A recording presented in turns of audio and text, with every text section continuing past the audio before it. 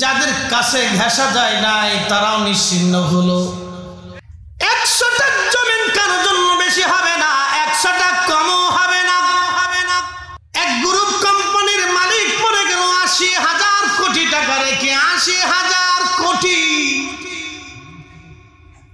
80,000 কোটি রেখে কবরে চলে গেল। একটা অর্থ বেশি নিয়ে যেতে পারে নাই। আল্লাহর সিদ্ধান্তের বাহিরে একটা দানা, ভাতের দানাও বেশি খাওয়ার সুযোগ নাই।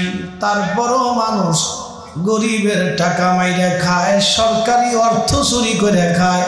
কথা কন না কেন? এই শোনেন, আপনি আমারটা চুরি করছেন, শুধু আমার কাছে দায়বদ্ধ থাকবে। রাষ্ট্রের অর্থ যদি কেউ চুরি করে তাহলে 18 কোটি মানুষের কাছে সে দায়বদ্ধ থাকবে।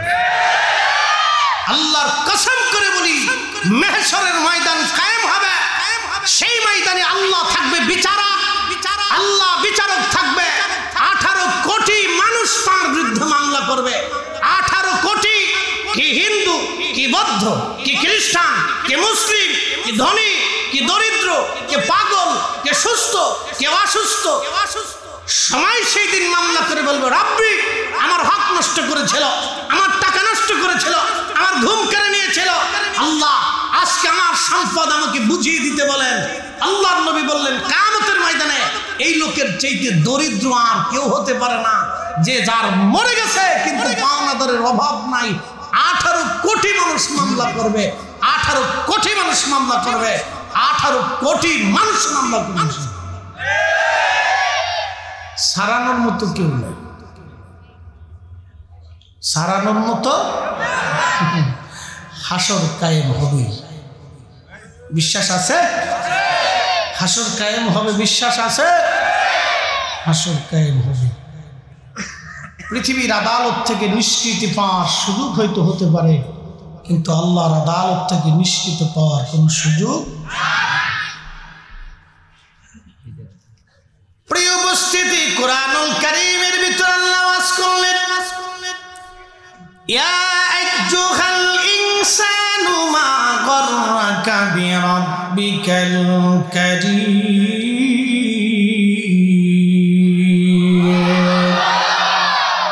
হে মানব জাতি, কিসে তোমাকে আল্লাহ থেকে জুদা করলো? বলো, কে তোমাকে আল্লাহ থেকে জুদা করলো? কে তোমাকে আল্লাহ থেকে জুদা করলো? বলো, কে তোমাকে আল্লাহ থেকে জুদা করলো? বলো। আল্লাযী খালাকাকা ফাসাওয়াকা ফাআদালাক, যিনি তোমাকে সৃষ্টি করলেন, তিনি তোমাকে সুঠাম করলেন, তিনি তোমাকে সুবিন্যস্ত করলেন। আঙ্গুলের জায়গা আঙ্গুল, চোখের জায়গা চোখ, নাকের জায়গা নাক, কানের জায়গা কান, বডির জায়গা বডি, অঙ্গ প্রত্যঙ্গ, পায়ের জায়গা পা। আল্লাহ যেখানে যেটা প্রয়োজন সেটাই সেখানে দিয়ে দিলেন। আপনি যে রাস্তা দিয়ে পায়খানা করেন, বাথরুম করেন, ওই বাথরুমের রাস্তাটা যদি সামনে থাকতো, আল্লাহর কসম ওই জায়গা দেখলে আপনি ঘৃণা লেগে যাইতো। সেই জন্য আল্লাহ এমন একটা জায়গা সেট করে দিলেন, আপনার চোখ ওই জায়গা যায় না। আল্লাহর কুদরত বুঝে তারপরে বাড়ি যাবে। যদি আল্লাহর কুদরত বুঝেন তো অটোমেটিক মাথা নত হয়ে যাবে। যে মুসলিম মৃত্যুতে বিশ্বাসী, সে মানুষের হক নষ্ট করতে পারে না। এই শোনেন, আপনাদেরকে বলে দিয়ে যে আজকে যেই লোক হোটেলে ব্যবসা করতে যাইয়া তাজা মুরগির বদলতে মরা মুরগি চালাই দেয়, আছে না? কি মুরগি চালায়? মরা মুরগি। কিসের জন্য? বেশি লাভের জন্য। যেই লোক বেশি লাভের জন্য মরা মুরগি চালায় দেয়, আপনি বলেন মুসলমানের হিসাব করে করেন, সে মানুষই ছিল? তো মানুষই না। আপনি ঠিক বললেও ঠিক, না ঠিক বললেও ঠিক, ও তো মানুষই হয়নি। মুসলমান আরো পরে আছে, মুসলমান এতারে কয় না। মুসলমান আসলামতু লিরাব্বিল আলামিন, নিজের সব কিছুকে আল্লাহর কুদরতি কদমে যে সমর্পণ করে দেয় তাকে মুসলিম বলে,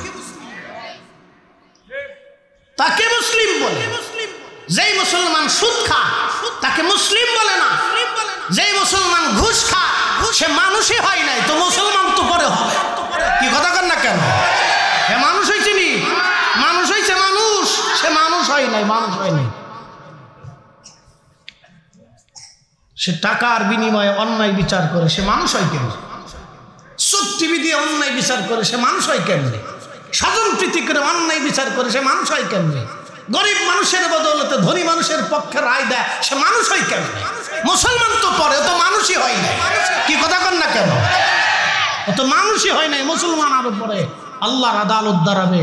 আল্লাহর নবী বলেন প্রত্যেকটা প্রাণীকে সেই দিন হিসাব বুঝিয়ে দিতে হবে। দুনিয়াতে যারা অন্যায় বিচার করবে আল্লাহ তাদেরকে কিয়ামতের ময়দানে ফেরাউন আর হামান আর কারুন নমরুদের সাথে তাদের হাসর হবে। দুনিয়াতে যারা ন্যায় বিচার করবে আল্লাহ রাব্বুল আলামিন কিয়ামতের ময়দানে হযরত ওমরের সাথে তাদের হাসর নষ্ট হয়ে যাবে। একসাথে বলেন তো সুবহানাল্লাহ। আমাদের দেশে যারা বিচার করে এবার ওমরের সাথে হাসর হবে, কাল হিসাব করেন যান, এবার হিসাব করেন, বাজ্যে হিসাব করে খাতা কলম নিয়ে বহে, কেডায় হযরত ওমরের লগে হাসর হইব আর কেডায় ফেরাউনের লগে হইব। এদেশে বহু ভাই নিজের বোনের জমি বুঝাই দেয়, বহু ভাই নিজের এতিম ভাতিজার জমি বুঝিয়ে দেয়, আবার টুপি মাথায় দিয়ে মসজিদে যায়। লজ্জা করে না? তোমাকে নামাজ পড়তে বলছে কে? তুমি এখনো নিজের ভাইয়ের হক বুঝাই দিতে পারো নাই, নিজের বোনের হক বুঝাই দিতে পারো নাই, তুমি মসজিদে যে সেজদা দিয়ে আল্লাহর সাথে বাহানা করো নাকি?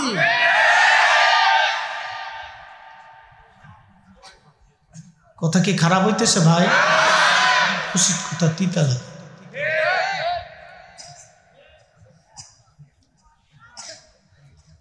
আপনি কাবাতে যায় দেখবেন কত সুদে হাজি আছে। সুদে হাজি বুঝেন নাই? সুদ খাওয়া হাজি। আবার কিছু আছে ঘুষি হাজি। ঘুষি হাজি বুঝছেন? সারা বছর করে ঘুষ খাইছে।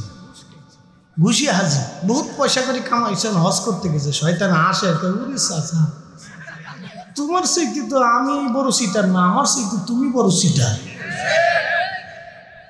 আপনি খুঁজে খুঁজে দেখেন মানুষ আছে কয়জন? আপনি তালাশ করে দেখেন মানুষ আছে কয়জন? প্রিয় উপস্থিতি, আল্লাহর দুনিয়ার থেকে সময় একদিন মাটির নিচে চলে যাব। আচ্ছা বলেন তো প্রিয় উপস্থিতি, আমার রংপুরবাসী, এখানে 100 বছর বয়সী কেউ আছে? এখানে 100 বছর বয়সী কোনো বাবাজি আছে? নাই। 100 বছর বয়সী নাই, থাকলেও হয়তো লাখে একজন হতে পারে। এর অর্থ হলো এই 100 বছর আগে এই অঞ্চলে যারা ছিল তারা সব মাটির নিচে চলে গেছে। আহা কি চরম সত্য! ঠিক ঘুরে 100 বছর পরে আমরা এখানে যারা আছি সব মাটির নিচে চলে যাব, কিন্তু আল্লাহর কোরআন 100 বছর পরেও থাকবে।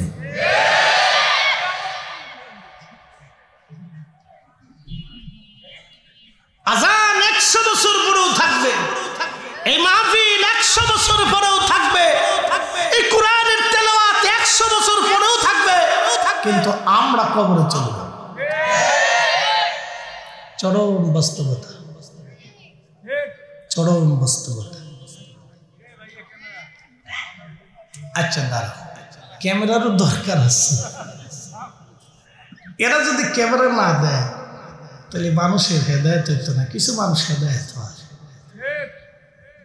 আমাকে এক ভদ্রলোক একদিন ফোন দিয়ে বলতেছে, হুজুর আমি বাংলাদেশের এক ছাত্র সংগঠনের কেন্দ্রীয় লিডার, হুজুর দেখলে শরীরে জ্বলতো, আজান শুনলে গার ভিতরে জ্বালা পোড়া হতো, কত নারীর দর্শন করেছি, জেনা করেছি, তার হিসাব নাই, এমন কোনো পাপ নাই জীবনে না করছি। হুজুর আপনার একটা ওয়াজ শুনে আমি তওবা করে ফেলছি। এরকম বহু আলেমের কথা শুনে মানুষ তওবা করে, আছে না ভাই? সব বক্তাদেরই কিছু না কিছু ভালো দিক আছে। দুই একটা কথা শুনে একজন মানুষের ভুল ভেঙে গেছে। একসাথে বলেন আমরা ফিরে যাব কার কাছে? না না জোরে হয় না, একসাথে বলেন কার কাছে? তাতে কি কোনো সন্দেহ আছে? না না, কোনো সন্দেহ নাই, কোনো সন্দেহ। আল্লাহর কাছে ফিরে চলে যান, আল্লাহর কাছে ফিরে চলে যান। বর্তমান শাম,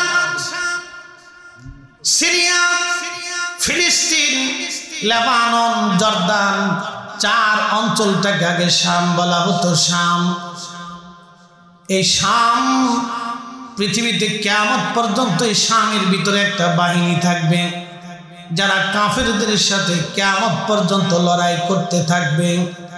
আল্লাহর নবী বললেন এই শামের ভিতরে একটা বাহিনী কিয়ামত পর্যন্ত কুফারদের বিরুদ্ধে লড়াই করতে থাকবে। পৃথিবীর সমস্ত শক্তি মিলে চেষ্টা করলো তাদেরকে সমূলে ধ্বংস করা কোনোদিন সম্ভব হবে না। আল্লাহ তাদেরকে বিজয় করে রাখবে। একসাথে বলা যাবে কি আল্লাহু আকবার।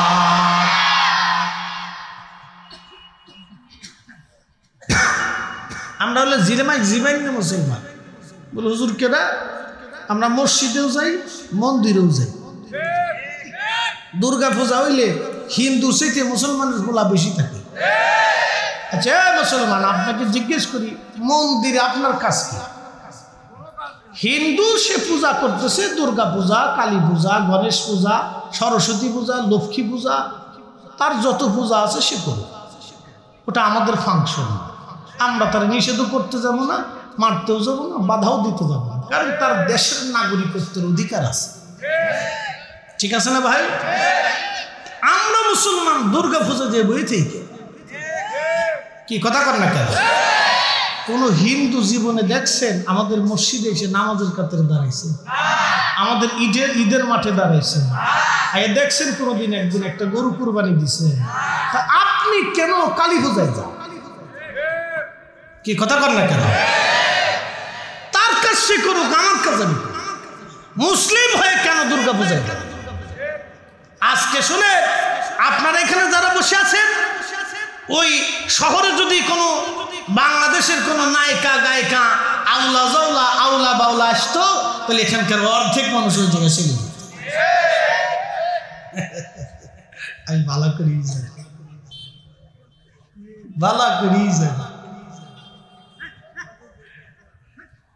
প্রিয় উপস্থিতি, শুনিয়া যান। সিরিয়ার আলেপ্পো নগরী থেকে ইরাকের বাগদাদে একখানা চিঠি আসলো খলিফা হারুন রশিদের দরবারে। চিঠির মধ্যে লেখা, খলিফা, আমাদের আলেপ্পো নগরীতে আজ 1 মাস হলো কোনো বিচারক নাই। খলিফাতুল মুসলিমিন বিচার কার্য না হওয়ার কারণে শহরে চুরি ডাকাতি বেড়ে গেছে, খুন খারাপি বাড়ছে, অন্যায় বেড়ে গেছে। খলিফা, একজন বিচারক আমাদের দরকার। খলিফা হারুন রশিদ চিঠির মধ্যে লিখে পাঠাইলেন, আগামী 7 দিনের মধ্যে সিরিয়ার আলেপ্পো নগরীতে নতুন বিচারক যাবে। খলিফার সিদ্ধান্ত মোতাবেক 7 দিনের ভিতরে নতুন বিচারক আসলো। ফজরের নামাজ পড়ে বিচারক বিচার করার জন্য বসে গেলেন। সকালবেলা মানুষেরা একজন বৃদ্ধা নারীকে ধরে নিয়ে আসছে। সকালবেলা মানুষের একজন বৃদ্ধা নারীকে ধরে নিয়ে আসছে। বৃদ্ধা নারীকে ধরে নিয়ে আসার পরে বিচারক জিজ্ঞেস করলেন, লোকেরা তোমরা কেন বৃদ্ধা নারীকে ধরে নিয়ে আসছো, কারণ কি? লোকেরা ডাক দিয়ে বলল, বিচারক, সে আমাদের রুটির দোকানে রুটি চুরি করতে দেয়া হাতে নাতে ধরা পড়েছে, সেই জন্য তাকে ধরে নিয়ে আসছি। বিচারক জিজ্ঞেস করলেন, বুড়িমা, বৃদ্ধ কালে তুমি কেন রুটির দোকানে রুটি চুরি করতে গেলে, কারণ কি? বুড়িমা ডাক দিয়ে বলতেছে, বিচারক, আমি চোর চুরি করতে গেছি। বুড়িমা বলতেছে, বিচারক, আমার ঘরের মধ্যে 3টা এতিম বাচ্চা আছে, আমার নাতি সন্তান, তাদের মাও নাই বাবাও নাই, তারা এতিম হয়ে গেছে। আমি বৃদ্ধ মানুষ, তাদেরকে লালন পালন করি। আজকে 7 দিন হলো আমার ঘরের মধ্যে কোনো খাবার নাই। আমি বৃদ্ধ মানুষ, কোনো খাবার দিতে পারি নাই। ক্ষুধার্ত এতিম নাতি সন্তানদের ক্ষুধা নিবারণের জন্য আমি বৃদ্ধকালে রুটির দোকানে রুটি চুরি করতে গেছি। বিচারক, আমি চোর, আল্লাহর আইন অনুযায়ী আপনি আমার ফয়সালা করে দেন, আমি চোর।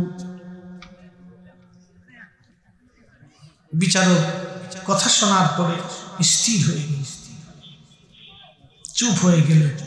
কিছু সময় পরে বললেন, দেখো এই বুড়ির বিচারের রায়টা আমি আগামীকাল দেব ফজরের নামাজের পরে, কিন্তু আগামীকাল যিনি নগর প্রধান আছেন তিনি উপস্থিত থাকবেন, যিনি পুলিশ প্রধান আছেন তিনি উপস্থিত থাকবেন, যিনি খাদ্য অধিদপ্তরের প্রধান আছেন তিনি উপস্থিত থাকবেন, এবং শহরের ধনী ধনী ব্যক্তিরাও উপস্থিত থাকবেন। আমি সবার সামনে আগামীকাল ফজরের পরে এই মহিলার বিচারের রায় দেব। এই কথা শুনে যাবেন, লড়াচড়া করবেন না। যদি বসতে মন না চায় তো আগেই চলে যান, বসার দরকার নেই। আপনি না থাকলেও দিন চলবে, আপনি বসলেও তফসির চলবে, না বসলেও তফসির চলবে। আপনি না শুনলেও ইসলাম আছে, শুনলেও ইসলাম আছে। আপনি ইসলামে থাকলেও ইসলাম থাকবে, না থাকলেও ইসলাম থাকবে। তবে কবরে যেতেই হবে, পালানোর কোনো রাস্তা এখানে আল্লাহ কাউকে সুযোগ দেয়নি। কুল ইন্নাল মাউতাল্লাযী তাফিরুনা মিনহু ফাইন্নাহু মুলাকীকুম। হুজুর আপনি বলে দেন মৃত্যু থেকে তারা পালায়। ভারত এখন বলতেছে আমরা চিকিৎসা দেব না। ভারত চিকিৎসা না দিলে কি আমরা মরে যাবো নাকি? ভারত থেকে চিকিৎসা করে আসার পরে কি কেউ চিরদিন বেঁচে থাকে নাকি? আমেরিকা থেকে চিকিৎসা করে আসার পরে কি কেউ চিরদিন বেঁচে থাকে? কেউ চিরদিন বেঁচে থাকে না। তো চিকিৎসা হলেও বাঁচবো, না হলেও বাঁচবো, আল্লাহর সীমানা পর্যন্ত আমরা বেঁচে থাকবোই। কি কথা কর না কেন?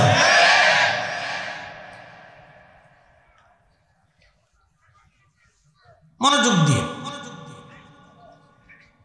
তো আল্লাহ বললেন, হাবিব উম্মতকে বলেন মৃত্যু থেকে তারা পালাইতে চায়।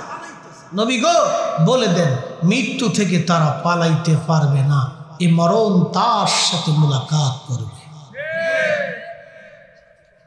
আহা, চির সত্য, এই মৃত্যু মুলাকাত করবে সবার সাথে। মানুষ মরে যাওয়ার 24 ঘন্টা পরের থেকে পায়খানা রাস্তা দিয়ে পোকা আসে। পোকা, ইস, মানুষের কত অহংকার। আমি অনেক কিছু, আমি হেতা সেতা খেতা নেতা, এটা চিনস, মানে চিনস নি, মানে চিনস, ইস, ওনার চিনতে হবে। মরার পরে পায়খানার রাস্তা দিয়ে 24 ঘন্টায় পোকা আসে। প্রধানমন্ত্রীও চিনে না, রাষ্ট্রপতিও চিনে না, প্রধান সেনাপতিও চিনে না। মানুষের কিচ্ছু নেই, কিচ্ছু নেই, মানুষের কিচ্ছু নেই, কিচ্ছু নেই মানুষের, সব কাজ মানুষের দিছে কে?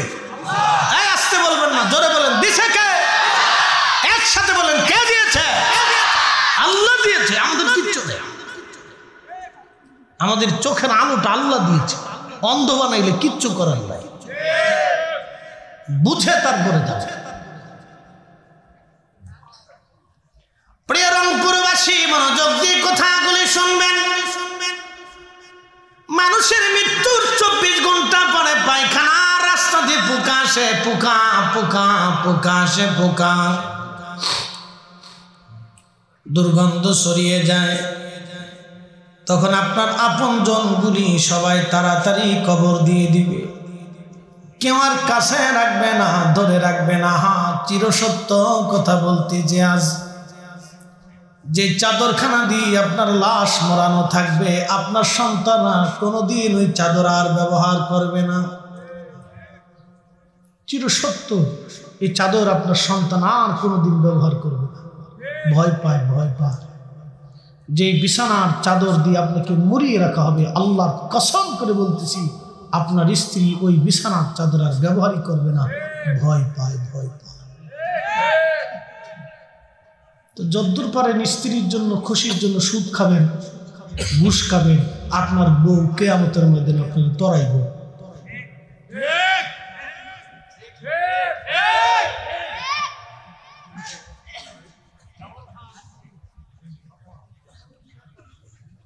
কথা ক্লিয়ার না ভেজাল আছে?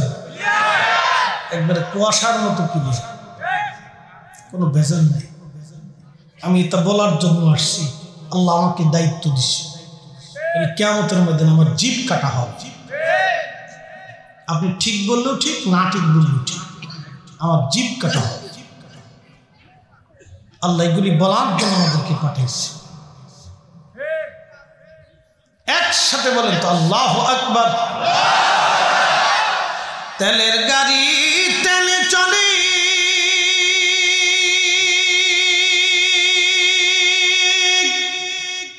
হাওয়ার গাড়ি হাওয়ায় উড়ে, বিনা তেলে চালায় গাড়ি নবী সুলাইমান। আমরা সেই মুসলমান।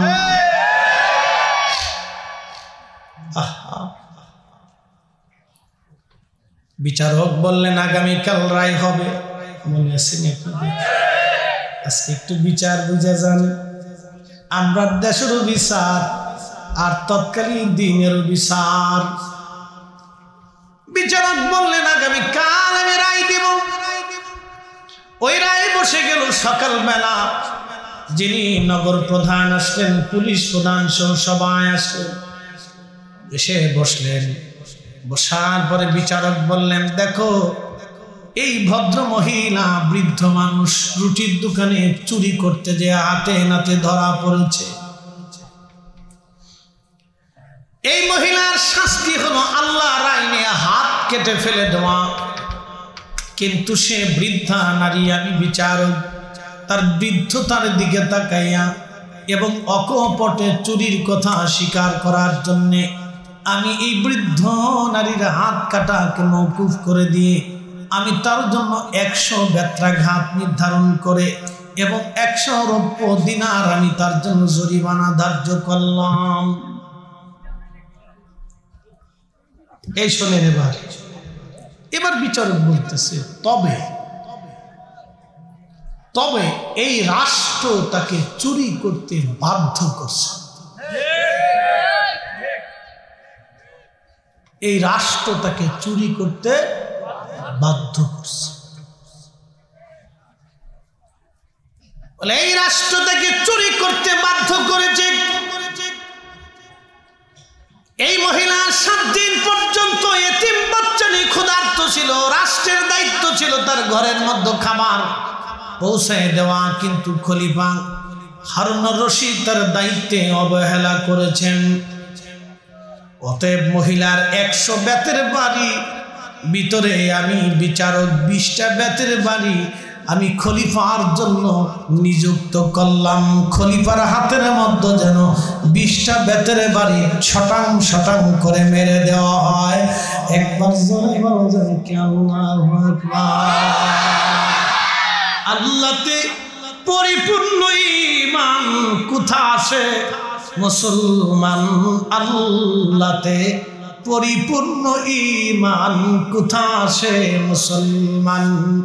আল্লাহতে পরিপূর্ণ ঈমান কোথা আসে মুসলমান?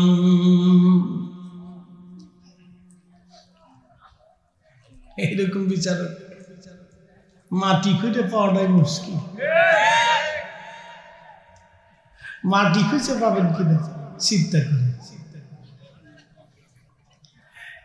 রংপুরবাসী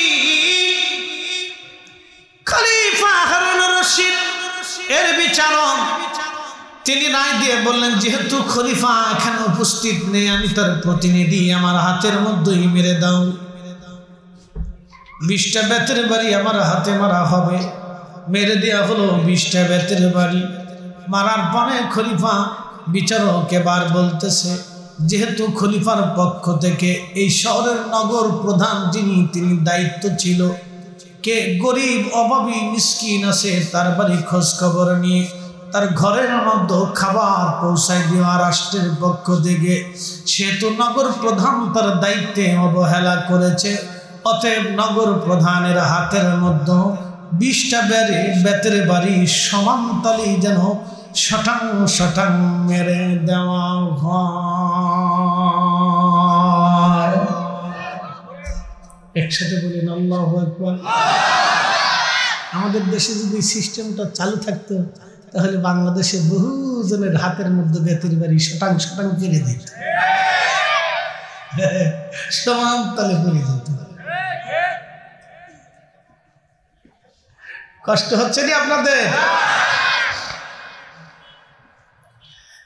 মুসলমান তার হাতের মধ্যে 20টা বেতের বাড়ি মারা হলো। পুলিশ প্রধানকে ডেকে আনার পরে বলা হলো, আপনি নিরাপত্তা দিতে ব্যর্থ হয়েছেন, চুরি কেন হলো? বৃদ্ধ নারী কেন চুরি করলো? আপনি এই দোকানের নিরাপত্তা দিতে পারেন নাই। পুলিশ প্রধানের হাতের মধ্যে 20টা বেতের বাড়ি মারা হলো। একসাথে বলবেন আল্লাহু আকবার। সমান্তানে পুলিশ প্রধানের হাতের মধ্যে মেরে দেওয়া হলো। এইভাবে যদি চলতো রে, আমার দেশ সোনার বাংলা না, আমার দেশ হীরের বাংলা হয়ে যাইত। হীরার টুকরা হয়ে যেত। আরামে ঘুমাইতেন নিশ্চিন্তে, টেনশন ছিল না। দোকানে বাকি দিতেন নিশ্চিন্তে, টেনশন ছিল না। এখন বাকি দিবেন, কবে দেখা করবে আল্লাহ জানে। বাকি নিয়ে চলে গেছে, আর দোকানের সামনে আসে না। বহুত মুসল্লি আছে, বিরাট বুজুর্গ। রংপুরবাসী এবার এই লোকটাকে ডেকে আনা হলো। 3 নম্বর লোকটা হলো যিনি খাদ্য অধিদপ্তরের দায়িত্ব ছিলেন। বিচারক বললেন তার হাতের মধ্যে মেরে দেওয়া হোক, কারণ এই গরিবের বাড়ি খোঁজ নিয়ে তার ঘরে খাবার পৌঁছানোর দায়িত্ব ছিল তার। যেহেতু খলিফার দেওয়ার দায়িত্ব সে পালন করে নাই, তার হাতের মধ্যে 20টা বেতের বাড়ি মারা হোক। সমান্তলে তার হাতের মধ্যে 20টা মারা হলো। এবার বিচারক বললেন, ধনী ব্যক্তিরা যদি গরিবের বাড়ি খোঁজ নিয়ে রাত্রিবেলা খাবার খাইতো, এই মহিলা না খেয়ে থাকতে হতো না। যেহেতু শহরের ধনীরা গরিবের বাড়ি খোঁজ না নিয়ে খাবার খাইছে, অতএব প্রত্যেক ধনীদের হাতের মধ্যে মেরে দেওয়া হোক। আর জোরে জোরে জোরে জোরে জোরে জোরে জোরে জোরে।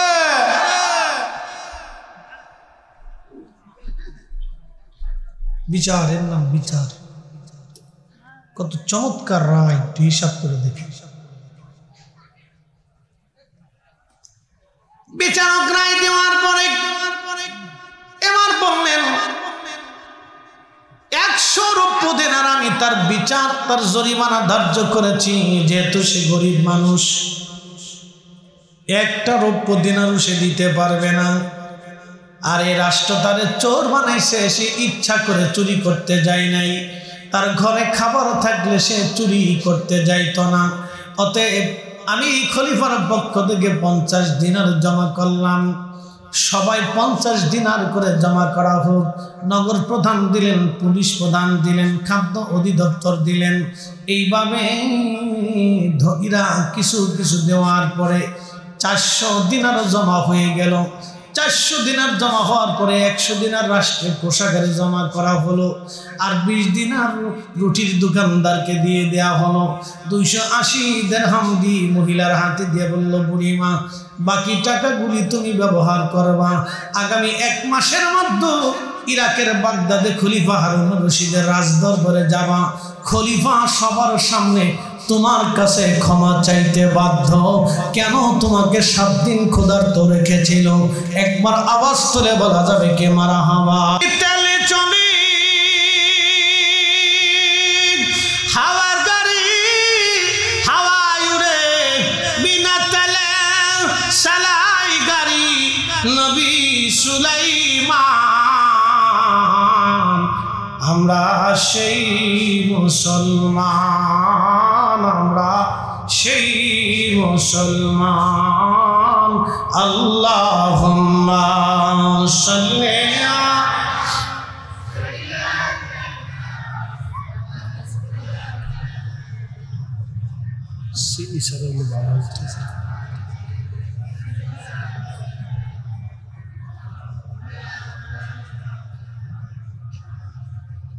বাবাজি। দুরূদ শরীফে 1 দুরুদে 10 নেকি, 10টা গুনাহ মাফ হয়, 10টা আল্লাহর রহমত নাজিল। শুনে যান, আপনাদেরকে বলি মদিনাওয়ালার সাথে কথা বলতে কি মন চায় না? আল্লাহ রসুলের সাথে কথা বলতে মন চাইতো? আপনি দুরুদ যখন রসুলের আল্লাহর দুরুদ যখন তেলাওয়াত করবেন তখন এই দুরুদ আর এইখানে থাকবে না, এটা সরাসরি সাথে সাথে প্রিয় নবী রওজা মোবারকে পৌঁছায় দেওয়া। 1 সেকেন্ড তো দেরি হবে, আপনি পড়তে পড়তে রওজা শরীফে চলে যান। আপনার নাম, আপনার বাবার নাম, আপনি কোন স্থানে বসে পড়তেছেন সেটা উচ্চারিত হয়ে যায়, রসুলের দপ্তরে সেটা উচ্চারিত হয়ে যায়। একসাথে বলেন আল্লাহু আকবার। আল্লাহুম্মা সাল্লি আলা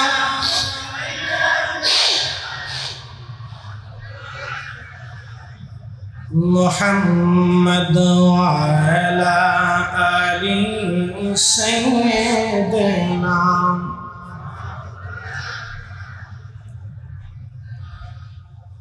ত্রিভুবনের প্রিয় মুহাম্মদ এলোর দুনিয়ায় রে, সাগর আকাশ বাতাস দেখবি যদি রে, সাগর আকাশ বাতাস দেখবি যদি। ধুলির ধরা বেহেশত আজ জয় করিল দিল রে লাজ। ধুলির ধরা বেহেশত আজ জয় করিল দিল রে লাজ। আজকে খুশির ঢল নেমেছে ধূসর সাহারা রে, সাগর আকাশ বাতাস দেখবি যদি রে, সাগর আকাশ বাতাস দেখবি যদি। ইন্নাল্লাহা ইয়া'মুরু বিল আদলি ওয়াল ইহসানি ওয়া ইতা'i যিল কুরবা।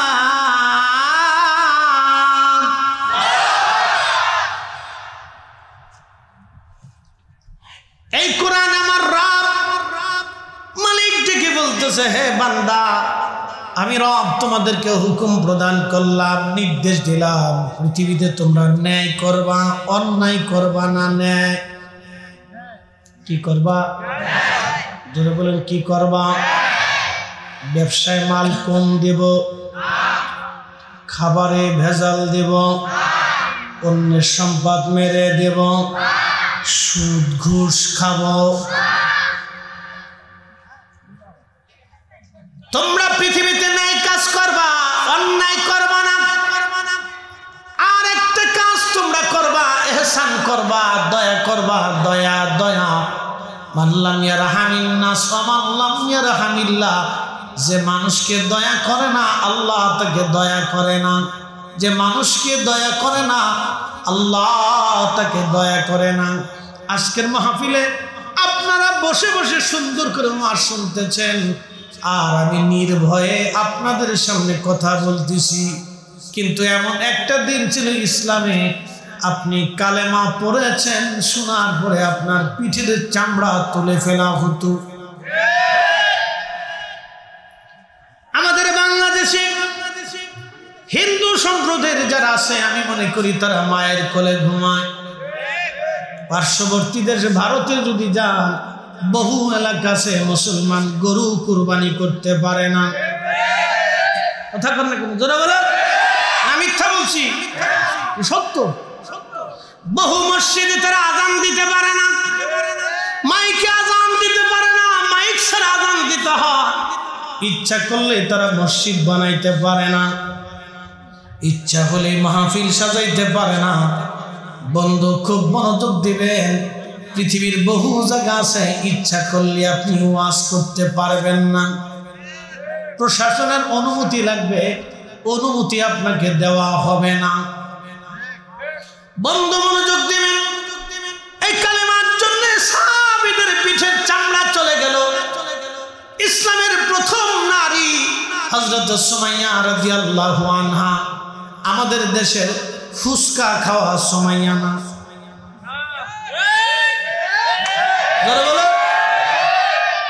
যাই দেখেন তো মার্কেটে বেডির অভাব নাই, ফুসকা খাওয়া সুমাইয়া, শর্টপটি খাওয়া সুমাইয়া, মার্কেট করনেওয়ালা সুমাইয়া, অর্ধ উলঙ্গ হয়ে আইতে চলে যেতেছে। হ্যাঁ, তার উড়না একদিকে, হেতে আর একদিকে।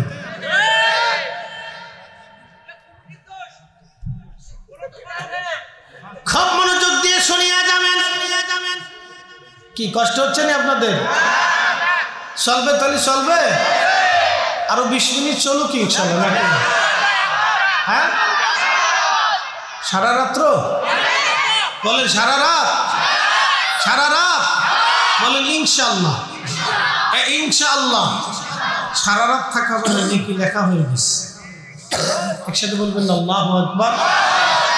এটা আপনি নবীর উম্মত, আখিরি নবীর উম্মত, শ্রেষ্ঠ নবীর উম্মতের কারণে আল্লাহ আপনার আমলনামা নেকি লিখে দিয়েছে।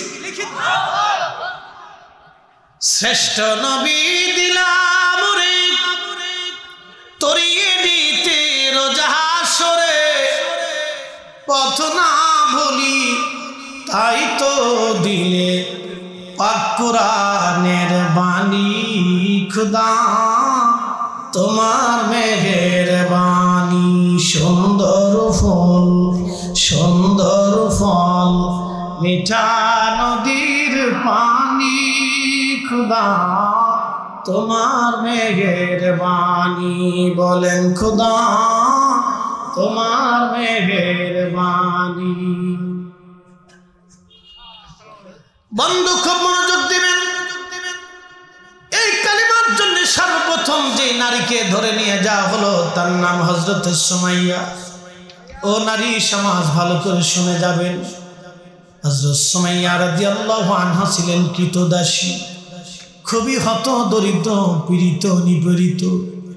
সুমাইয়াকে ধরে নিয়ে যাওয়ার পরে হযরত সুমাইয়াকে যখন ধরে নিয়ে যাওয়া হলো, আবু জাহেল ডাক দিয়ে বলল, সুমাইয়ারে কালেমা ছাড়বি না জীবন দিবি? সুমাইয়া রাদিয়াল্লাহু আনহা বললেন, আবু জাহেল রে জীবন দিয়ে দিব কিন্তু ঈমান দেব না। আবু জাহেল বলল, দাসীর এত বড় সাহস, কালেমা পড়ছে, ওর শাস্তিটা বড় কঠিন হবে।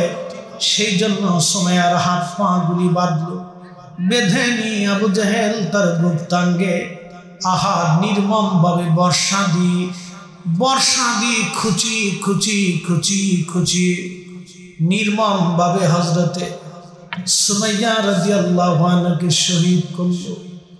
কঠিন যন্ত্রণার চিৎকারে, সুমাইয়ার চিৎকারে আকাশ পাতাল গুলি ভারী হয়েছিল। একটা মানুষও সুমাইয়াকে বাঁচানোর জন্য সেদিন আসে নাই। সুমাইয়া বলতেছিলেন, মালিক শুধু তুমি আমাকে হেদায়েত দিয়েছো, ঈমান আমার থেকে বের করে নিও না। আল্লাহ ওরা আমার ঈমান কেড়ে নিতে চায়। এই কঠিন মুহূর্তে তুমি আমার ধৈর্য দিয়ে দাও আল্লাহ। রব্বানা লা তুজিগ কুলুবানা বা'দা ইয হাদাইতানা। আল্লাহ হেদায়েত দেওয়ার পরে আমারে গোমরাহ বানাই দিও না। সুমাইয়ার আর্তচিৎকারে চিৎকারে একসময় চিৎকারগুলি নিস্তব্ধ হয়ে গেল। সুমাইয়া শহীদ হয়ে গেল। মায়েরা ভালো করে শুনবেন, এই কালেমার জন্য হযরত সুমাইয়া সর্বপ্রথম জীবন দিয়ে দিল, কিন্তু বাতিলের কাছে, মিথ্যার কাছে সুমাইয়া মাথা নত করে নাই। তার স্বামী হযরত ইয়াসার রাদিয়াল্লাহু আনহুকে ধরে নিয়ে আসা হলো। তার দুই পায়ের মধ্যে রশি বাঁধা হলো, দুইটা উটের গলার মধ্যে বেঁধে দিয়ে দুইটা উট দুই দিকে সরাইয়া দিল। হযরত ইয়াসারের দুই পায়ের মাঝখান থেকে সিরিয়ে ফেরে হযরত ইয়াসার দুইটা খণ্ডে বিভক্ত হয়ে গেল। তারপরও হযরত ইয়াসার জীবন দিয়েছেন, ঈমান বিক্রি করেন নাই। স্বামী আর স্ত্রী দুইজন একই সঙ্গে শহীদ হয়ে গেলেন, মিথ্যার কাছে মাথা নত করে নাই। আল্লাহতে পরিপূর্ণ ঈমান, কোথা সে মুসলমান? আল্লাহতে পরিপূর্ণ ঈমান, কোথা সে মুসলমান? আশিকে রাসূল হযরতে বেলালকে পিটি একদিন আর 2 দিন না। এই বছর আমি হজে ছিলাম, 45 ডিগ্রি আপ সেলসিয়াস তাপমাত্রা, আরাফাতের মাঠ বড় উত্তপ্ত, প্রচন্ড গরম, লু হাওয়া চলতেছিল আরাফাতের মাঠে। হাজিরা আরাফাতের মাঠে প্রচুর পরিমাণে হাজি, লক্ষ লক্ষ হাজি, 1-2 জন হাজি না, 35 থেকে 40 লক্ষ হাজি আরাফাতের মাঠে। কারণ আরাফাতের মাঠে যদি হাজি উপস্থিত না হয় তাহলে হজ হবে না। এই জন্য আরাফাতের মাঠে 40 লক্ষ হাজি উপস্থিত হয়েছে। প্রচন্ড গরমে হিট স্ট্রোকে আমার চোখের সামনে একজন হাজি মিশরি ছটফট করে মারা গেল।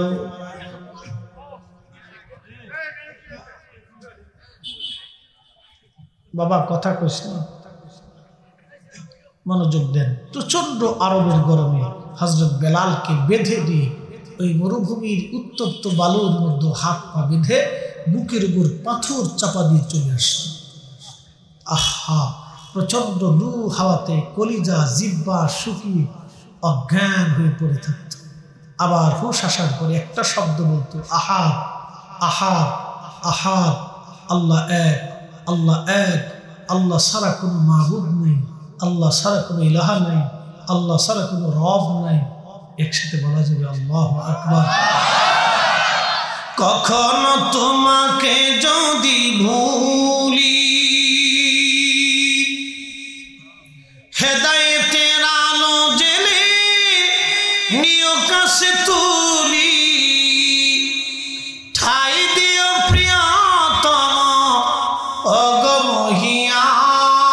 অগমহিয়ান, তুমি রহমান, তুমি মেহেরবান। অন্ধ গাহে না শুধু তোমারি গুণগান, বুঝেও বুঝে না তবু শান, তুমি রহমান, তুমি মেহেরবান।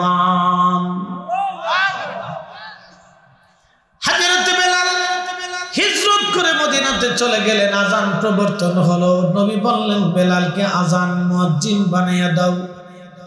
আজান দিতেন হযরত বেলাল। আহা, বেলালের আজান পৃথিবীর অন্য কারো আজান এক হবে না।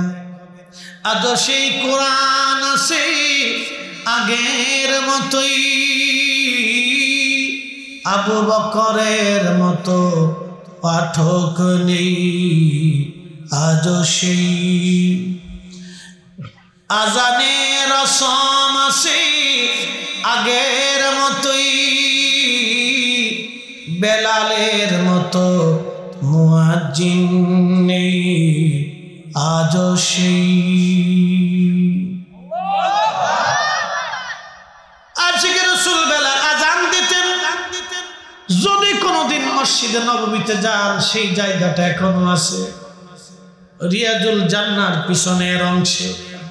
একবার একটা ছোট্ট ছাদের মতো বানিয়ে রাখা হয়েছে মসজিদের নববীর ভিতরে, একটা ছোট্ট ছাদ। এই ছাদটি ছিল বনু নাজ্জার গোত্রের এক মহিলা সাহাবীর ছাদ। আবু দাউদ শরীফের 519 নম্বর হাদিস। ওই ছাদের উপরে দাঁড়াইয়া বেলাল আজান দিতেন। এখনো ওই ছাদটা আছে। নবীর মসজিদের মুয়াজ্জিনরা এখন ওই ছাদের উপরে আজান দেয়। হযরত বেলাল ওইখানে দাঁড়ায় আজান দিতেন। আজানটা দেওয়ার পরে মিম্বরে মেহরাবে এসে তিনি আবার ইকামত দিতেন। আল্লাহর নবী নামাজ পড়াইতেন। বারবার আজানে, বারবার নবী দর্শনে বেলালের কলিজাতে ইশকে রাসূল এত পরিমাণে আসলো। প্রিয় নবীর ইন্তেকালের সময় গনিয়ে গেল। আল্লাহর নবী দুনিয়া থেকে বিদায় নিয়ে চলে গেলেন। আহা, সারা মদিনার ভিতরে কান্না জল পড়ে গেল। ছোট্ট ছোট্ট বাচ্চারা খাওয়া বন্ধ করলো। মহিলারা খাওয়া দাওয়া বন্ধ করে দিল, শিশু বাচ্চারা খাওয়া দাওয়া বন্ধ, যুবকরা খাবার বন্ধ। 3 দিন পর্যন্ত মদিনায় কারো চুলায় আগুন জ্বলে নাই। রংপুরবাসী 3 দিন পর্যন্ত মদিনায় কারো চুলায় আগুন জ্বলে নাই রে। নবীজির একটা উট ছিল, যে উটের পিঠে চড়ে নবী সফর করতেন। এই উটের নাম ছিল কাসোয়া। এতই নবীকে ভালোবাসত কাসোয়া। এই উটটা 3 দিন পর্যন্ত ক্ষুধার্ত থেকে পানি পান না করে আবার নবীর বিরহ বেদনায় চিৎকার মেরে মেরে উট কাসোয়া কেঁদেছিল। আপনি দেখবেন উট যখন কাঁদে তো মানুষের মতো চিৎকার করে করে কাঁদে। এই কাসোয়া উট 3 দিন পর্যন্ত কেঁদে কেঁদে হয়রান হলো, বিরহ বেদনা সহ্য করতে না পারে একটা কুয়ার মধ্যে ঝাঁপিয়ে পড়ে আত্মাহুতি দিল। নবীজি বললেন, সাহাবীরা রে, মেহেশরের মাঠে আমি আমার কাসোয়াকে নিয়ে, আমি কাসোয়ার পিঠে চড়ে আমি ফুলসিরাত পার হয়ে আমার 70,000 উম্মত নিয়ে আমি সবার আগে জান্নাতের দরজা খুলব, আমি সবার আগে জান্নাতে চলে যাব।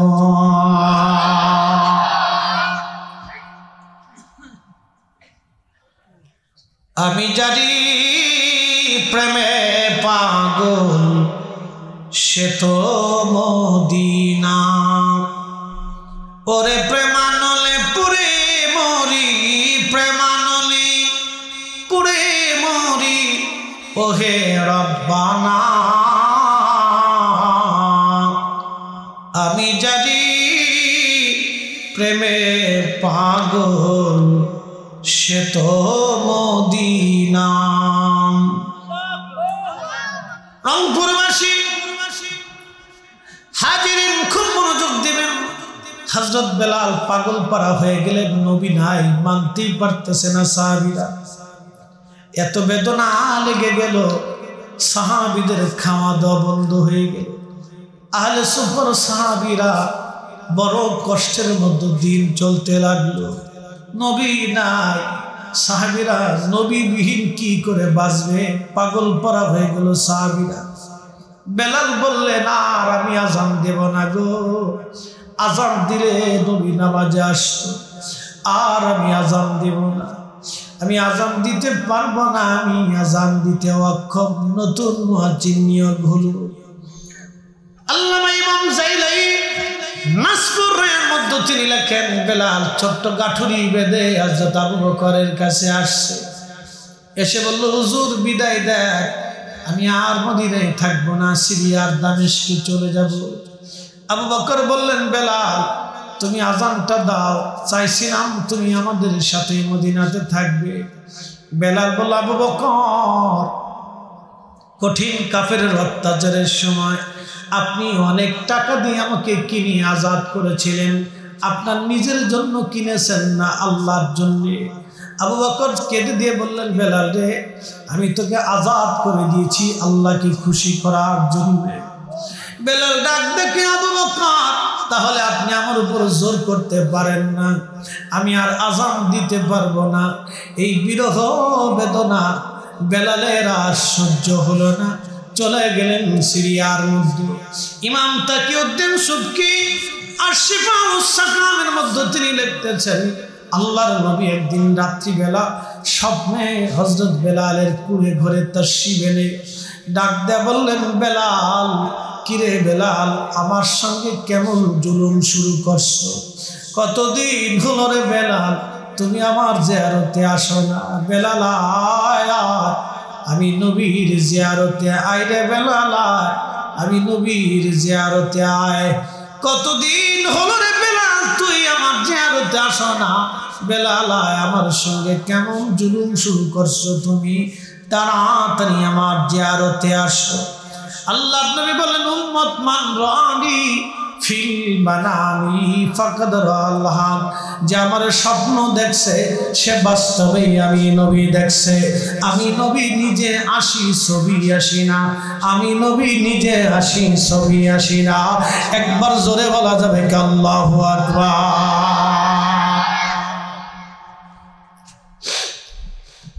আমি রসুল নিজে আসি। ফাকাদ রাআল হক, ফাকাদ রাআল হক, সত্যই দেখেছো আমি রসুল নিজে আসি, ছবি আসি। রসুল এখনো স্বপ্নে আসে। যদি দেখতে চান তো বেশি বেশি দুরুদের আমল করবেন আর হালাল খাবার খান।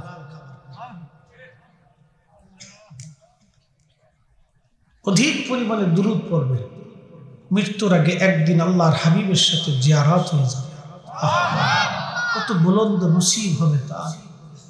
আল্লাহ রাসূল বলেন, উম্মত মান সাল্লা আলাইয়া ফি ইয়াউমিন আলফা মাররা, কেউ যদি প্রত্যেক দিন 1000 বার দুরূদ শরীফ আমার প্রতি পাঠায়, লাম ইয়ামুত হাত্তা ইয়ারা মাকআদাহু মিনাল জান্নাহ, দুনিয়ার জগৎ থেকে সে খোদার জান্নাত না দেখা পর্যন্ত তার মৃত্যু হবে না, হবে না, হবে না। একসাথে বলা যাবে না মারহাবা। দুরূদ পড়বে, যেটা ভালো লাগে সেটাই পড়বে, যেটা সহজ মনে হবে সেটাই পড়বে। রংপুরবাসী স্বপ্নে নবীজি সিরিয়ার দামেস্কে যাইয়া বলতেছে, বেলাল আমার সাথে কেন জুলুম শুরু করছো তুমি? ইমাম সুবকি লিখতেছেন, হযরত বেলাল সুদূর সিরিয়া থেকে রওনা হলেন মদিনাতুল মুনাওয়ারা, বহু দিনের পথ অতিক্রম করে যখন মসজিদে নববীতে আসলেন, তখন মসজিদে নববীতে আমার নবীজির রওজা শরীফ কাঠের জালি দিয়ে ঘিরে রাখা ছিল।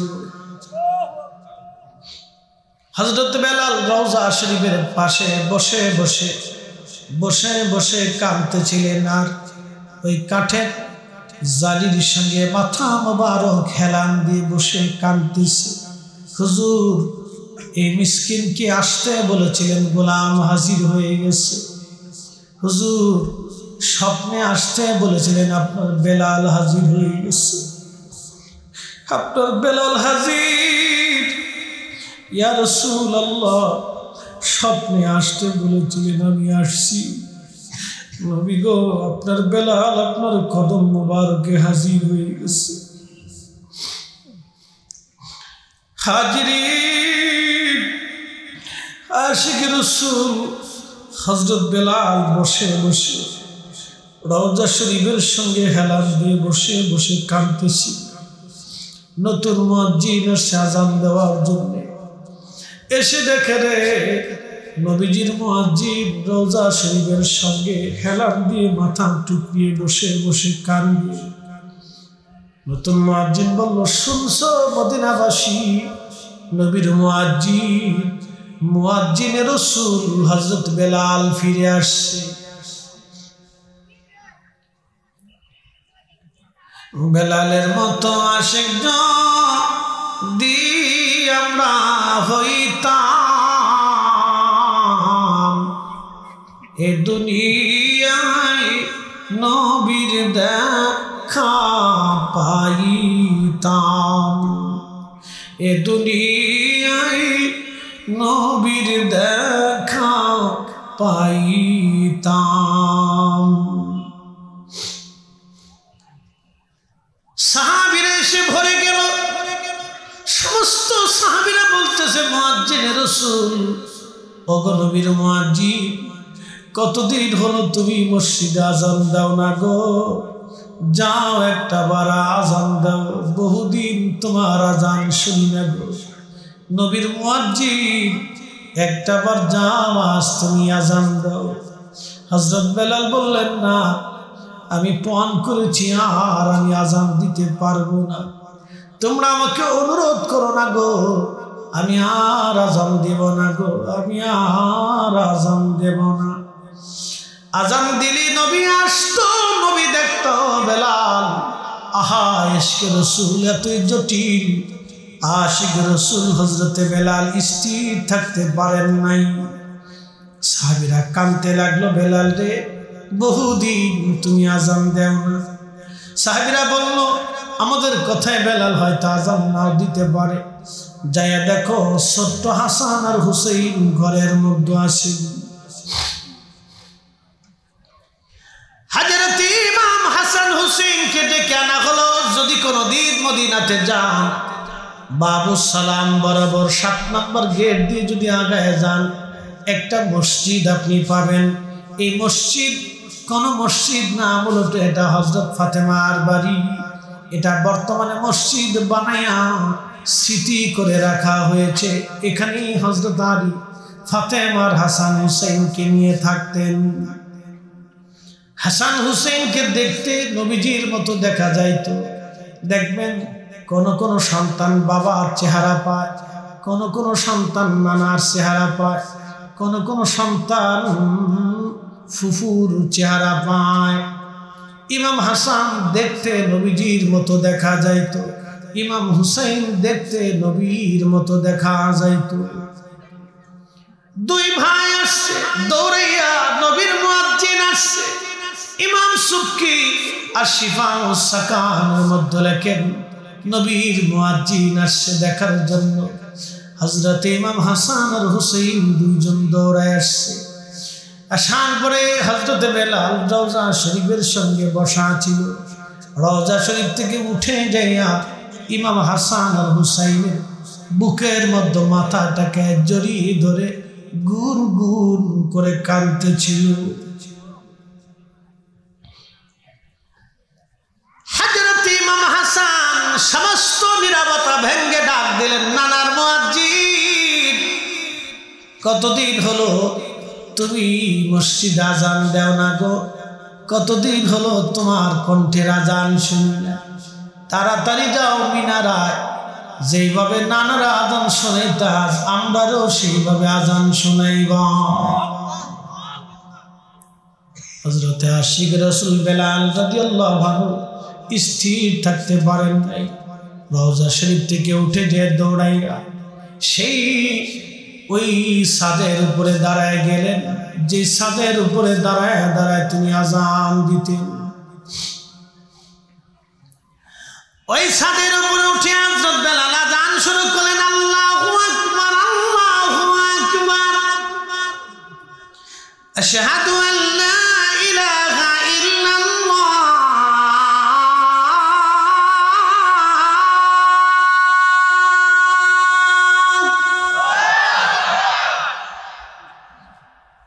রাতের তাহাজ্জুদের সময় সারা মদিনাতে আজানের আওয়াজ ছড়িয়ে গেল। মদিনার ঘরে ঘরে ঘরে ঘরে আজান ছড়িয়ে গেল। সব সাহাবীরা ঘর থেকে বের হইয়া আহা মসজিদ নববীর দিকে দৌড়াইতে লাগলো। ইমাম তাকিউদ্দিন সুবকি আশ-শাফিঈ রাহিমাহুল্লাহ তিনি লিখতেছেন, ঠিক তখনই মদিনার মানুষ বলতে লাগলো, নবী বুঝি ফিরে আসছে রে, নবী বুঝি ফিরে আসছে, নবী বুঝি ফিরে আসছে রে। নবীর মুয়াজ্জিন বেলাল বহুদিন পরে আজ আজান দিচ্ছে, রাসূল বুঝি ফিরে আসতেছে, রাসূল বুঝি ফিরে আসছে। সারা মদিনায় কান্নার রোল পড়ে গেল। শিশু বাচ্চারা কাঁদে, যুবকরা কাঁদে, মহিলারা কাঁদে। নারী পুরুষ ঘর থেকে বের হইয়া মসজিদ নববীর দিকে দৌড়ায় দৌড়ায় আসতে লাগলো। নবীর মুয়াজ্জিন বেলাল আসছে রে, নবীর মুয়াজ্জিন বেলাল আসছে। যখন হযরত বেলাল আশহাদুর সাক্ষী দিতে যাইয়া তিনি আজানের অংশ বলতে লাগলেন, আশহাদু আন্না মুহাম্মাদার রাসূলুল্লাহ, কেঁপে উঠল। তাহলে বুঝেন তো মদিনার মানুষের হালত কেমন হয়েছিল। আমি জানি প্রেমে পাগল সে তো মদিনা, প্রেমানলে পুরে মরি, প্রেমানলে পুরে মরি, ওহে রব্বানা। আমি জানি প্রেমে পাগল সে তো মদিনা, আমি জানি প্রেমে পাগল সে তো মদিনা। আল্লাহুম্মা সাল্লি আলা জবান খুলে মুহাম্মাদ ওয়ালা আলি সাইয়্যিদিনা।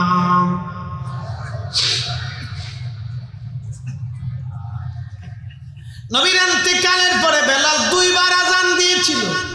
কয়বার?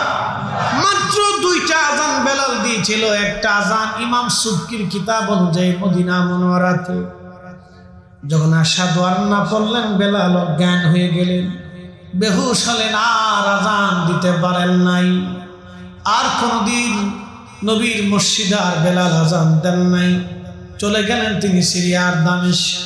হযরত ওমরের আমলে যখন মুসলমানরা বাইতুল আকসা বিজয় করল, ওই বিজয়ের সুসংবাদ শুনে সিরিয়ার দামেস্ক থেকে বেলাল বাইতুল আকসাতে ছুটে গেলেন। হযরত ওমর অনুরোধ করে, বেলাল আর একটা আজান তুমি বাইতুল আকসায় দাও, মদিনাতে আজান দিছো, হেরেমে তুমি আজান দিয়েছো, তুমি রাসূলের মুয়াজ্জিন, আল্লাহর মনোনীত মুয়াজ্জিন তুমি। বেলাল আর একটা আজান তুমি বাইতুল আকসায় দাও। হযরত বেলাল বলে, ওমর রে, নিয়ত করেছি নবীর ইন্তেকালের পরে আমি আর কোনোদিন আজান দেব না, আমাকে অনুরোধ করো না।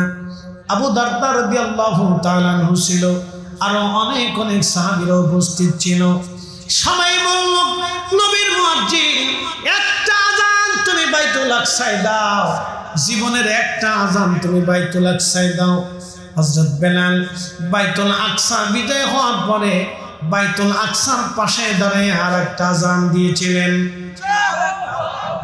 ওই আজানে এতই সুমধুর, এতই ফয়জুদ, হৃদয়ের আকর্ষণ এত বিরাট ছিল, এমন কোন মুসলমান নাই না কেঁদেছিল।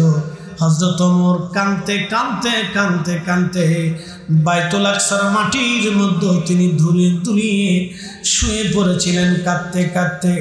আবু দারদা রাদিয়াল্লাহু আনহু কেঁদে কেঁদে মাটির মধ্যে গড়াগড়ি খাচ্ছিলেন।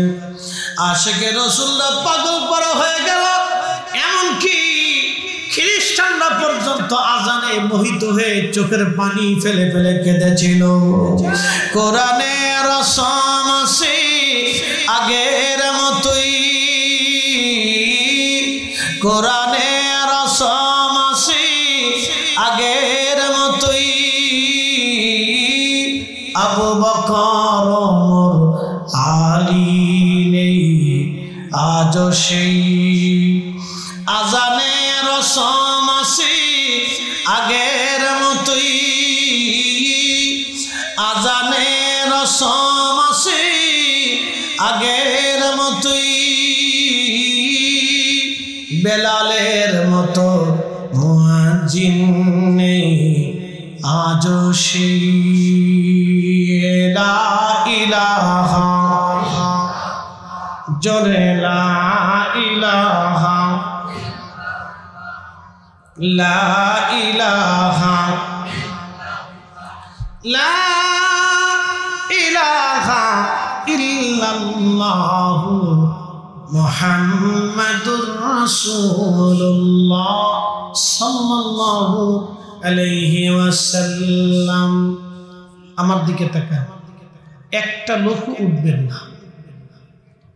আমাকে আর 15টা মিনিট কি সময় দিতে পারবেন না ইনশাআল্লাহ? হ্যাঁ, 15টা মিনিট আমাকে সময় দেন। একসাথে বলি আল্লাহু আকবার। একটু উঠবেন না। বলে, হুজুর কেন বলতেছেন? মা বাবা এই শীতের মধ্যে মা অনেক কষ্ট করছে বাইরে, একটা রজনীর মায়ের ঋণ শোধ করতে পারবেন? বাবার একটা রাতের পরিশ্রম ঋণ আপনি কখনো শোধ করতে পারবেন? ওই বাবা মা দাদা দাদি আপনার জন্য জমা জমি করে শরীরে রক্ত পানি করে কবরে চলে গেছে। তারা দোয়ার প্রতীক্ষায় কবর থেকে চাতক পাখির মতো বসে আছে।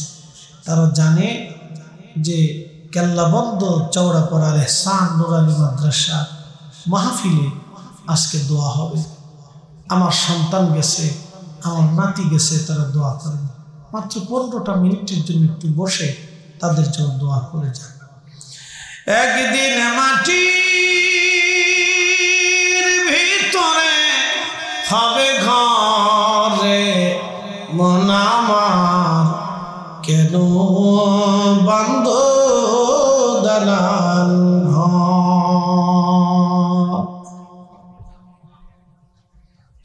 আহা, আমরা অবশ্যই মাটির নিচে চলে যাব, আল্লাহর দরবারে চলে যাব। প্রশ্ন করি, জবাব দিবেন। একটা আম গাছ থেকে 20-30 বছর ধরে আম দেয় কে? 2 কেজি ধান ছিটাইলে 25 মণ ধান জমিন থেকে দেয় কে? একটা মাছের ডিম থেকে হাজার হাজার মাছ দেয় কে? জমিনের ভিতর থেকে হাজার হাজার কোয়ালিটির উদ্ভিদ বলেন তো দেয় কে? একই জিহ্বা দিয়ে হাজার হাজার খাবার স্বাদ আস্বাদন করেন আল্লাহ। ওই আল্লাহ রসুল বলতেছেন, আমার উম্মতেরা শোনো, 1 টাকা আল্লাহর পথে দান করলে আমার রব তাকে 70 গুণ পর্যন্ত বাড়ায় দেয়। যদি আল্লাহকে বিশ্বাস করেই থাকেন তাহলে 1টা টাকাও এই মাদ্রাসার মাহরুম হবে না, 1টা টাকাও নষ্ট হবে না, 1টা টাকাও বিফলে যাবে না। ছেলেরা কোরআন পড়বে, আপনি কবরে চলে যাবেন কিন্তু কোরআন কবরে যাবে না। এই কোরআনের নেকি কবরে চলতেই থাকবে, চলতেই থাকবে। আপনি হাসরের ময়দানে দাঁড়াবেন, সন্তান আপনাকে ভুলে যাবে, আত্মীয় স্বজন হয়তো ভুলে যাবে, এই কোরআন আপনাকে ভুলবে না। এই কোরআন সেই দিন আল্লাহর সঙ্গে মিষ্টি মিষ্টি কথা বলবে। কোরআনের খাতির আমার আল্লাহ আপনার আমার জীবনের গুনাহগুলি মাফ করে দেবে। একবার জোরে বলা যাবে কে মারহাবা। জিন্দেগি তোর জায়রে ফাঁকি দিয়া রে সোনার আদম, জিন্দেগি তোর যাই ফাঁকি দিয়া। ও আদম রে পাগ ধরিয়া গেছে দাড়ি, দন্ত আছে গোটা চারি, সমন জারি গিয়াছে করিয়ারে সোনার আদম, জিন্দেগি তোর যাই ফাঁকি দিয়া। জনাব রেজাউল করিম ভাই, তিনি প্রাক্তন বিডিআরের সদস্য, 50,000 টাকার দান করার প্রতিশ্রুতিতে নগদ অদ্য আপনার সম্মানে 30,000 টাকা দান করলেন। অবশিষ্ট 20,000 টাকা পরবর্তীতে দান করবেন। তিনি তেনার বাবা মা এবং পরীক্ষার্থীর সন্তানের জন্য দোয়া চেয়েছেন। নারে তাকবীর, হয় না নারে তাকবীর। আল্লাহ রেজাউল করিম ভাই 50,000 টাকায় 30,000 টাকা দিলেন। আল্লাহ বাবা মা কি মারা গেছে? আল্লাহ আব্বা আম্মা আজকে দুনিয়ায় নাই। ছেলেটা মার কথা মনে করে, বাবার কথা মনে করে আজকে মাদ্রাসায় দিয়ে গেল। ইয়া রাব্বি, এই কোরআনের উসিলায় আল্লাহ আমার রেজাউল করিম ভাইয়ের বাবা মার কবর জান্নাতের বাগান বানায় দাও, কোটি কোটি টাকার মালিক বানায় আল্লাহ।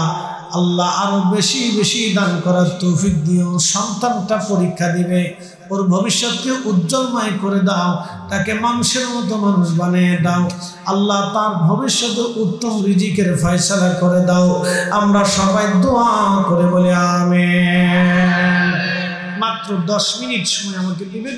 এই 10টা মিনিট বাবারে আমি মাদ্রাসার জন্য কিছু চাইতেছি। কেউ উঠবেন না, আপনি উঠলে না উঠলে যদি বইসেও থাকেন তাও এটা সহযোগিতা। শোনেন, আমার এই ভাইটা 30,000 টাকা দান করছে, নগদ দিছে, বাকি 20,000 দিবে। 50,000 টাকা দান করে যে নেকি পাইছে, আপনারা এই যে মারহাবা দিছেন, মারহাবার কারণে আল্লাহ আপনাদেরকেও সমানভাবে দিয়ে দিচ্ছে। একসাথে বলবেন আল্লাহু আকবার। যে দান করে এবং যে দানে সহযোগিতা করে দনজনকে আল্লাহ সমানভাবে নেকি দিয়ে দেয়। এই জন্য আপনারা উঠবেন না, 10টা মিনিট বসে আপনারা একটু দোয়া করে যান। রাত তো অনেক হয়েছে, শীত জানি, বসে আছেন আপনারা। এই শীতের ভিতরে দীর্ঘ সময় আপনারা আমার কথা শুনছেন, লম্বা টাইম আপনাদেরকে নিয়ে কথা বলছি। শুধু কালেকশন আমি মাদ্রাসার জন্য কয়টা টাকা আপনাদের কাছে চাবো। আল্লাহর কোনো বান্দা থাকলে বলবেন যে হুজুর আমি এটা দিব, 1 বস্তা চাল দিব, 2 বস্তা ধান দিব, 2 মণ ধান দেবো, 1 মণ ধান দিব, 25 কেজির 1 বস্তা চাল দেবো, 2000 টাকা দেবো, 1000 টাকা দিব বলতে 1000 টাকা করে দিব, এরকম বলেন আল্লাহর মেহবুব বান্দারা বলেন মাশাআল্লাহ। এক ভাই দিচ্ছেন 100 টাকা, আল্লাহ কবুল করুক বলেন আমিন। যে যেটা দিবেন শোনেন, দান এটা কখনো নষ্ট হয় না। আল্লাহ রসুল বলছেন দানের উসিলায় আল্লাহ বালা, অ্যাক্সিডেন্ট, দুর্ঘটনা, রোগ এগুলি থেকে আল্লাহ বাঁচায়। দানের উসিলায় অপমৃত্যু, কঠিন মৃত্যু থেকে আল্লাহ আপনাকে বাঁচাবে। দানের বিনিময়ে আপনাকে দান করতে হবে। وَمِمَّا رَزَقْنَاكُم مِّن قَبْلِ وَأَنفِقُوا مِمَّا رَزَقْنَاكُم مِّن قَبْلِ أَن يَأْتِيَ أَحَدَكُمُ الْمَوْتُ। বান্দা, মরণ আসার আগে তুমি তোমার রিজিক থেকে আমি আল্লাহর পথে কিছু অর্থ দান করে এসো। যদি না করো তাহলে আফসোস করে সেই দিন কিয়ামতে হাত গোশত কামড়ায় টেনে টেনে ছিঁড়ে ফেলবে আর বলবে ফায়াকুলা রব্বি লাউলা আখারতানি ইলা আজালিন করিব। আল্লাহ আমাদেরকে আবার পৃথিবীতে পাঠান, বেশি বেশি করে সাদকা দেব। ফাআসসাদকা, আর সুযোগ হবে না ভাই, পৃথিবীতে ফিরে আসার আর কোনো সুযোগ নেই। কে আছেন বলেন যে হুজুর 1000 টাকা করে দিন, বলেন তো 1 মণ ধান দিবেন। কে আছেন বলবেন যে হুজুর একটা বস্তু চাল। মাশাআল্লাহ, কি নাম? আমির উদ্দিন ভাই 1 বস্তা সিমেন্ট। সবাই কই মারহাবা। রজব আলী ভাই দিচ্ছেন 100 টাকা। বলি মারহাবা, আল্লাহ কবুল করুন। আল্লাহ আমির উদ্দিন ভাই আপনজন যারা মাফ করে দাও, কবরগুলি জান্নাতের বাগান বানাও, কোটি কোটি টাকার মালিক বানাও। বাদশাহ ক্যা ফকির হো সবকো এক হি ঠিকানা। সবার ঠিকানায় মাটি। বলেন আর কি আছে? আল্লাহ দিনটাকে নরম করে উঠবেন না বলছি। আপনার বসে থাকাটাও সহযোগিতা, আপনি দিতে পারেন না কিন্তু বসে থেকে সহযোগিতা। উঠবেন না, একটা লোক উঠবেন না ভাই, বসেন। এখান থেকে পালাবেন কিন্তু কবর থেকে পালানোর সুযোগ নেই। কি কথা ঠিক কিনা ভাই? এখান থেকে পালাবেন কিন্তু কবর থেকে পালানোর সুযোগ নেই। বলেন আর কি আছে বলবেন? আসো দাও। হাফিজ দিছে 500 টাকা। মাশাআল্লাহ মাশাআল্লাহ। কি নাম? হাদি দিছে 200 টাকা। সবাইকে নাম মারহাবা। দুইজনের 700 টাকা দিয়ে গেছে মানুষের। আল্লাহ হাফিজ আর হাদি এদের ভবিষ্যৎ উজ্জ্বলময় করে দাও, কোটি কোটি টাকার মালিক বানায়ও। আমরা সবাই দোয়া করে বলি আমিন। মাশাআল্লাহ। কে কে দিবেন বলেন? নাম সারা দিচ্ছেন 200, দাদা দাদির জন্য দিয়ে দিলেন 500। আল্লাহ দাদা দাদিরা কবরকে জান্নাতের বাগান